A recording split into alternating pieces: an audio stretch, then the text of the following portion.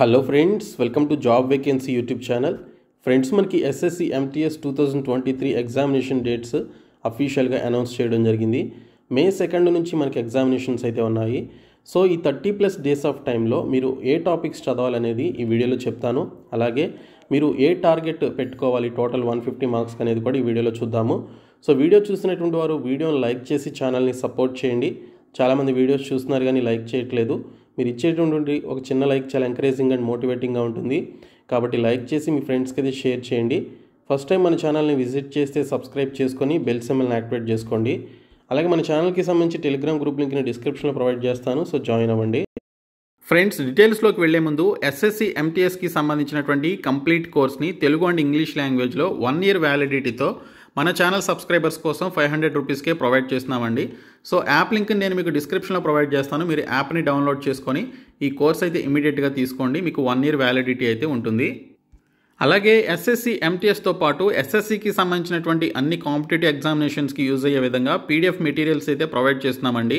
SSC MTS 2022కి సంబంధించినటువంటి అన్ని shifts యొక్క క్వశ్చన్ పేపర్స్ విత్ కీ ఉన్నటువంటి ఆ పీడిఎఫ్ని కూడా ప్రొవైడ్ చేస్తున్నాము. అలాగే ఇంగ్లీష్ లాంగ్వేజ్కి సంబంధించినటువంటి 1 words, సినానిమ్స్, యాంటోనిమ్స్ అండ్ ఈడియమ్స్తో పాటు ఫేమస్ డ్యాన్స్ ఫామ్స్, అలాగే జీకే అండ్ ఇంగ్లీష్ లాంగ్వేజెస్కి సంబంధించినటువంటి పీడిఎఫ్స్ని డైలీ ఈ పర్టికులర్ కోర్సులో అప్డేట్ చేయడం జరుగుతుంది. మీరు 50 రూపీస్కే ఈ కోర్స్ అయితే పొందవచ్చు. సో ఎవ్రీడే మీకు అప్డేట్ అయ్యేటువంటి పీడిఎఫ్స్ కూడా మీరు పొందవచ్చు అనమాట. సో డిస్క్రిప్షన్లో యాప్ లింక్ అయితే ఉంటుంది. సో ప్రతి ఒక్కరు ఈ 2 కోర్సెస్ని ఇమీడియట్గా తీసుకోండి. ఫ్రెండ్స్, ఇక్కడ మనకి అఫీషియల్గా ఎస్ఎస్సి నుండి ఒక ఇంపార్టెంట్ నోటీస్ అయితే రిలీజ్ చేయడం జరిగింది. ఇందులో SSC MTS, SSC CHSL, SSC CGL, అలాగే ఫేజ్ 11 పోస్టులకి సంబంధించిన ఎగ్జామినేషన్ డేట్స్ అయితే అనౌన్స్ చేశారు. ఇందులో మనకి మల్టీ టాస్కింగ్ స్టాఫ్ 2022 నోటిఫికేషన్కి సంబంధించి ఫస్ట్ మనకి ఇక్కడ మే 2 నుంచి 19th వరకు, అలాగే జూన్ 13th నుంచి జూన్ 20th వరకు మనకి ఈ విధంగా 2 monthsలో మనకి డేట్స్ అయితే ఇవ్వడం జరిగింది. సో ఈ విధంగా ఎందుకు ఇచ్చారనేది తెలియదు, కానీ సో మనకి ఇక్కడైతే ఈ విధంగా డేట్స్ అయితే ఇచ్చారు. సో దీనికి సంబంధించి మీకు గనక మేలో ఎగ్జామినేషన్ ఉంటుందని మీరు కనుక భావించినట్లయితే, ఓకే, సో మేలో ఎగ్జామినేషన్ అనుకుంటే సో మనకి 30+ డేస్ ఆఫ్ టైం అయితే ఉంది ఇప్పటి నుంచి కౌంట్ చేసుకుంటే. సో ఈ 30 days ఆఫ్ టైంలో మీరు ఏ విధంగా మీ యొక్క ప్రిపరేషన్ చేయాలనేది వీడియోలో చెప్తాను. ఓకే, సో చివరి వరకు చూడండి. సో ఫ్రెండ్స్, మనకి ఎస్ఎస్సి ఎంటీఎస్ అనేది ఈసారి 2 సెషన్స్లో జరుగుతుందని చెప్పేసి ఇచ్చారు. సెషన్ 1లోనేమో మనకి యాప్టిట్యూడ్ అలాగే రీజనింగ్కి సంబంధించి ఎగ్జామినేషన్ అయితే ఉంటుంది. 45 minutesలో కంప్లీట్ చేసుకోవాలి. సో ఈ పర్టికులర్ సెషన్కి మీకు నెగిటివ్ మార్కింగ్ లేదు, అలాగే ఇందులో వచ్చినటువంటి మార్కులను కూడా కన్సిడర్ చేయరు. కాకపోతే ఈ సెషన్ అనేది మీరు క్వాలిఫై అవ్వాలి. క్వాలిఫై అయితేనే మీరు సెషన్ 2లోనికి వెళ్ళడం జరుగుతుంది. సో ఇక్కడ సెషన్ 2 చూసుకున్నట్లయితే మనకి ఇక్కడ జనరల్ అవేర్నెస్, అలాగే ఇంగ్లీష్ లాంగ్వేజ్ అండ్ కాంప్రహెన్షన్ అని చెప్పేసి ఇచ్చారు. సో మనకి 75 మార్క్స్కి అయితే ఎగ్జామినేషన్ ఉంటుంది. 25 క్వశ్చన్స్ అయితే ఇస్తారు. సో దీనికి సంబంధించి కూడా 45 minutes టైమే ఉంటుంది. సో ఈ 45 minutes టైంలో మీరు టోటల్ 150 మార్క్స్కి సంబంధించినటువంటి ఎగ్జామినేషన్ అయితే రాయాలి. 50 questions అయితే ఉంటాయి. సో ఇక్కడ చూసినట్లయితే మీ టార్గెట్ అంతా కూడా ఈ 2 topics మీదే ఉండాలి. సో టోటల్ 150 మార్క్స్కి సంబంధించి మనకి ఫైనల్ సెలక్షన్ అయితే చేస్తారు. ఈ మార్క్స్ని అయితే కన్సిడర్ చేయరు సెషన్ 1లో మార్క్స్ని. సో మీరు సెషన్ 1ని క్వాలిఫైయింగ్ కింద చూసుకొని సెషన్ 2ని మీ జాబ్ వచ్చే విధంగా మీరు ప్రిపేర్ అవ్వాల్సి ఉంటుంది. సో మీరు ఇప్పటి వరకు ఎంతవరకు ప్రిపేర్ అయ్యారు అనేది కింద కామెంట్ సెక్షన్లో తెలపండి. ఏ టాపిక్స్ మీద మీరు ఎక్కువగా ఫోకస్ చేస్తున్నారు అనేది కామెంట్ సెక్షన్లో అయితే తెలపండి. సో దట్ వేరే వాళ్ళకు కూడా తెలుస్తుంది మీరు ఏ విధంగా ప్రిపేర్ అవుతున్నారు అనేది.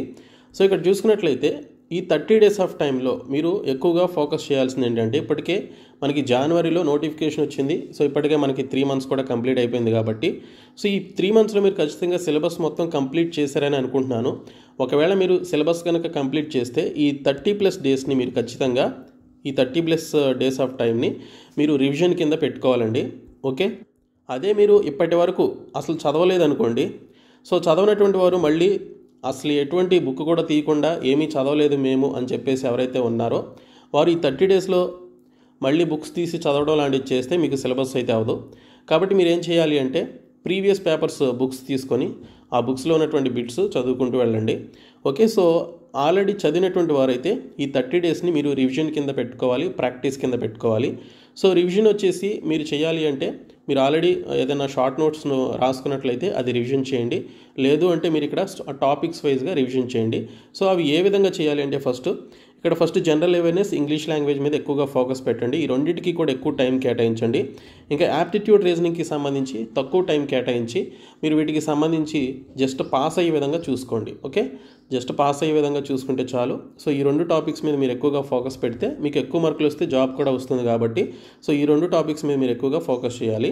అండ్ మీరు ప్రాక్టీస్ చేయాలి అంటే ఖచ్చితంగా మీకు ప్రీవియస్ పేపర్సే ది బెస్ట్ అనమాట. ఎస్ఎస్సికి సంబంధించి మనకి ప్రీవియస్ పేపర్స్ నుంచి ఎక్కువ బిట్స్ అనేవి రిపీటెడ్గా వస్తాయి కాబట్టి సో ముఖ్యంగా జనరల్ అవేర్నెస్, ఇంగ్లీష్ లాంగ్వేజ్ లాంటి ఈ పర్టికులర్ టాపిక్స్ నుంచి మనకి ప్రీవియస్ పేపర్స్ నుంచి వచ్చినటువంటి బిట్స్ చాలా వరకు రిపీట్ అవుతాయి. కాబట్టి మీరు ఆ ప్రీవియస్ పేపర్స్కి సంబంధించినటువంటి బిట్స్ని బాగా ప్రాక్టీస్ చేయాలి 30 డేస్ ఆఫ్ టైంలో. సో అవి కనుక మీరు చదివినట్లయితే మీకు చాలా బెనిఫిట్ అవుతుంది. సో నేను టోటల్ 2021కి సంబంధించినటువంటి ఎగ్జామినేషన్స్ యొక్క 42 సెట్స్ ఆఫ్ ప్రీవియస్ పేపర్స్ యొక్క పీడిఎఫ్ అయితే పెట్టాను. 50 రూపీస్ కోర్సులు అయితే ఉంది. సో ఎవరైనా తీసుకునేటువంటి వారు ఉంటే ఆ 42 సెట్స్ ఉన్నటువంటి 42 షిఫ్ట్స్కి సంబంధించినటువంటి ఎగ్జామినేషన్ పేపర్స్ అయితే ఆ 50 రూపీస్ కోర్సులో ఉంటాయి. సో డిస్క్రిప్షన్లో యాప్ లింక్ ఉంటుంది, మీరైతే తీసుకొని ఆ బిట్స్ చదువుకోవచ్చు. లేదు మీరు కిరణ్ ప్రకాశం లాంటి ప్రీవియస్ పేపర్స్కి సంబంధించిన బిట్స్కి సంబంధించిన బుక్స్ కనుక కొనుక్కుంటే అవన్నీ కూడా చదువుకోవచ్చు. 1997 నుంచి మనకి 2023 వరకు ఉన్నటువంటి బిట్స్ అన్నీ కూడా అందులో ఉంటాయన్నమాట.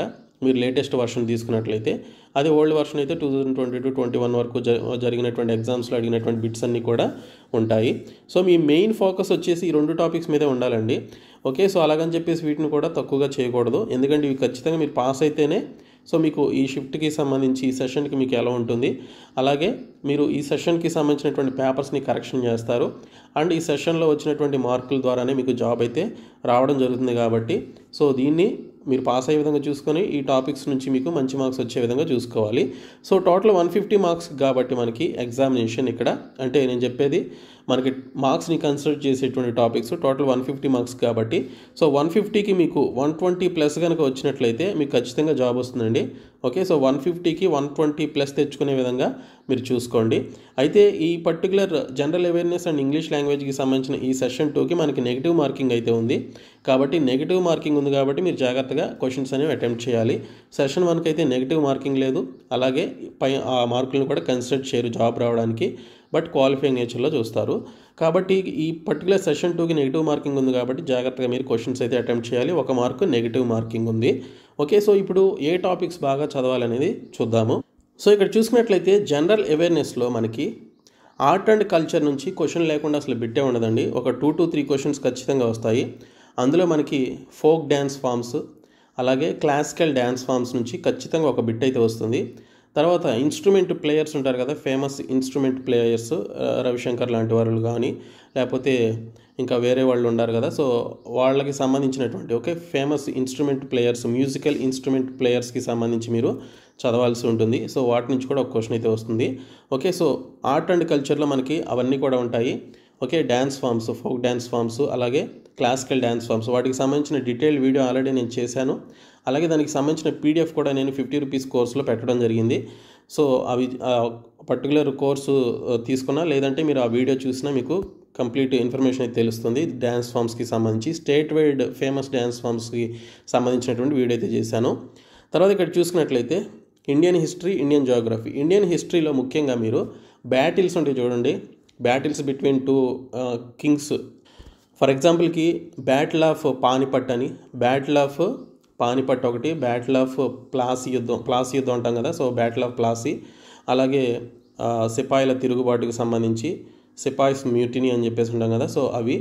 అలాగే మనకి అక్బర్ చేసినటువంటి యుద్ధాలు, ఎవరెవరితో యుద్ధాలు చేశాడు, అలాగే బాబర్ చేసినటువంటి యుద్ధాలు, ఎవరెవరితో యుద్ధాలు చేశాడు, ఎప్పుడు చేశాడు, ఆ ఇయర్స్ అన్ని గుర్తుపెట్టుకోవాలి. ఎవరెవరి మధ్య జరిగాయి అనేది కూడా మీరు గుర్తుపెట్టుకోవాలి. సో యుద్ధాల నుంచి ఖచ్చితంగా మనకి హిస్టరీ టాపిక్స్లో ఒక క్వశ్చన్ అనేది వస్తుంది.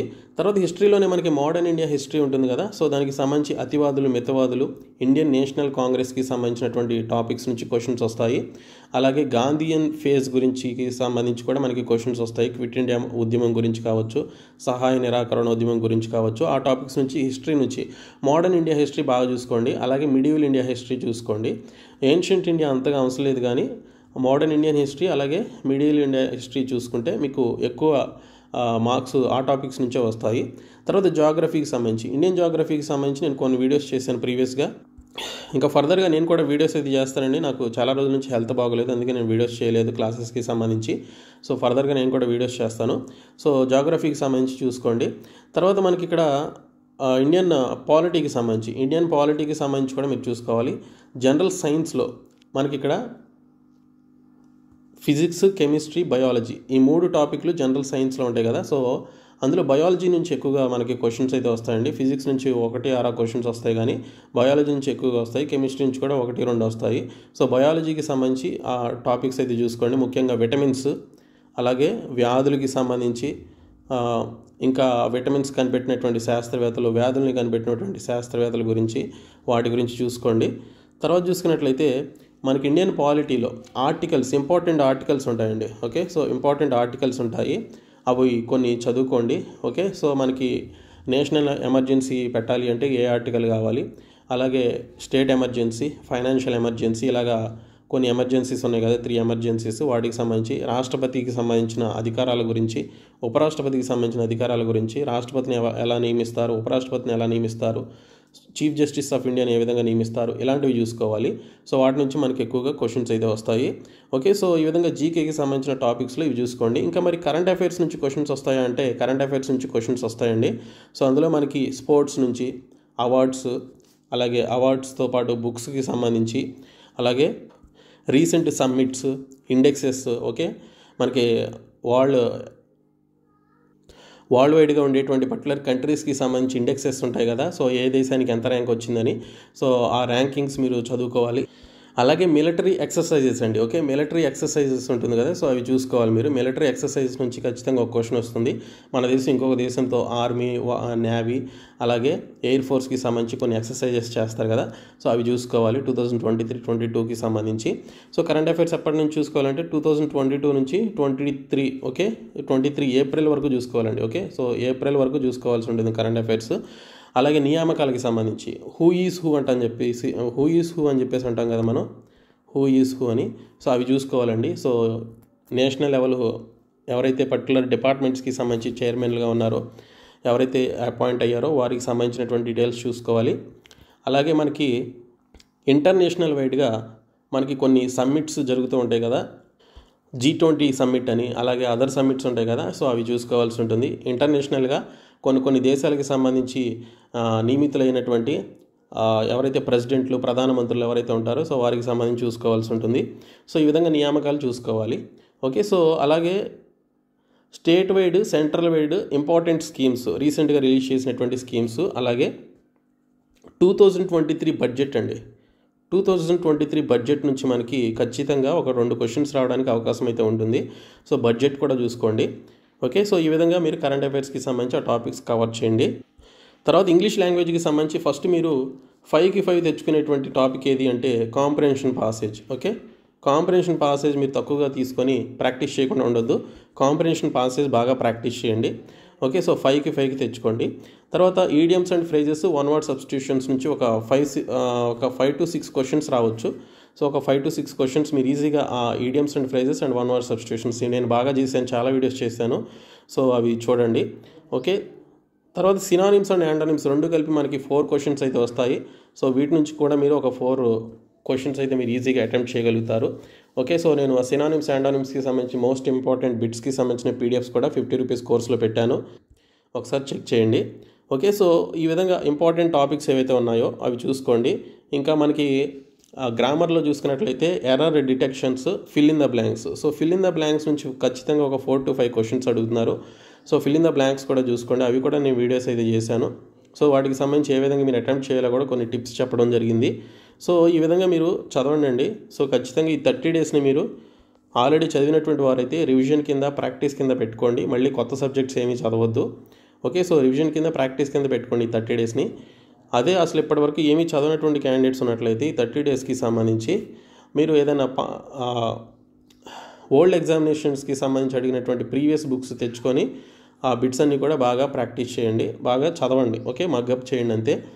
ఒకవేళ ఈసారి మిస్ అయినా కూడా మనకి మళ్ళీ ఇంకొక నోటిఫికేషన్ ఉంది కాబట్టి సో ఆ నోటిఫికేషన్కి సంబంధించి మీకు యూజ్ అవుతుంది. ఓకే, సో ఈ విధంగా చదవండి. 30 డేస్ని మీరు ప్లాన్ చేసుకొని రివిజన్ చేసుకోండి, రివిజన్ కింద పెట్టుకోండి 30 డేస్ని. ఓకే, సో ఈ వీడియోని మీ ఫ్రెండ్స్కి షేర్ చేయండి, మీకు యూజ్ అయిందని అనుకుంటున్నాను. సో మీ టార్గెట్ 150కి 120 ప్లస్ మీ మైండ్లో పెట్టుకొని చదవండి, ఖచ్చితంగా మీకు జాబ్ అయితే వస్తుంది. ఓకే, సో వీడియో మీ ఫ్రెండ్స్కి షేర్ చేయండి. Thank you so much guys.